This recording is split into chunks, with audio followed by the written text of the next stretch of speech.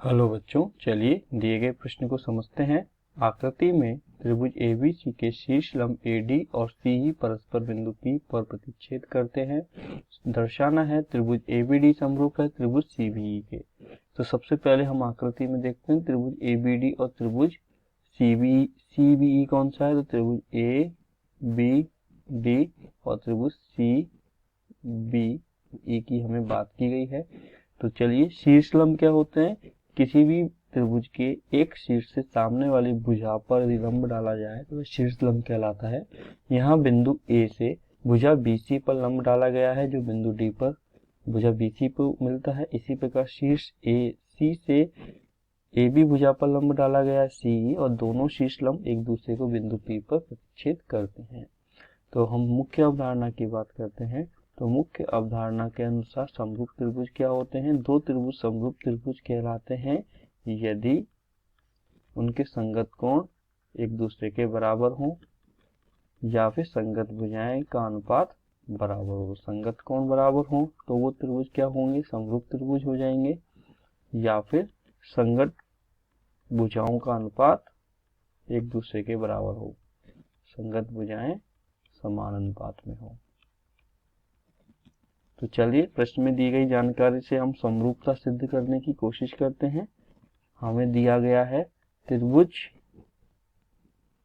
दोनों त्रिभुज की बात करते हैं, त्रिभुज ABD व त्रिभुज CBE में। तो देखेंगे कोण B दोनों में उभयनिष्ठ कोण हो जाएगा।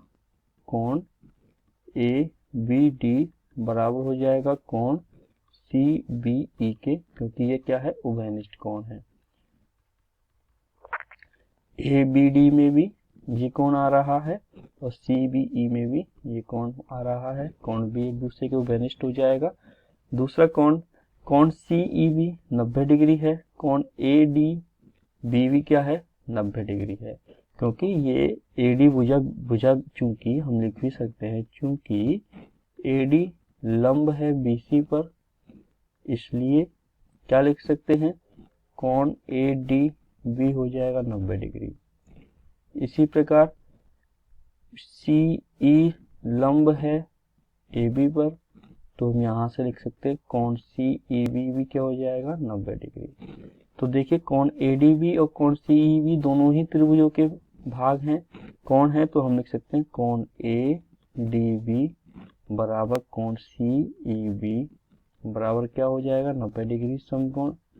तो यहाँ हम देखेंगे दोनों त्रिभुजों के दो कोण एक दूसरे के बराबर है, अर्थात कोण समरूपता कसौटी से क्या हो जाएंगे, कोण एंगल समरूपता कसौटी से हम क्या लिख सकते हैं, दोनों त्रिभुज एक दूसरे के क्या हो जाएंगे, समरूप हो जाएंगे। अर्थात त्रिभुज ABD समरूप होगा त्रिभुज, यहाँ देखेंगे कोण B एक दूसरे के उभयनिष्ठ है, कोण B कोण D के बराबर है कोण E, और बचा हुआ कोण भी एक दूसरे के क्या हो जाएगा, बराबर हो जाएगा।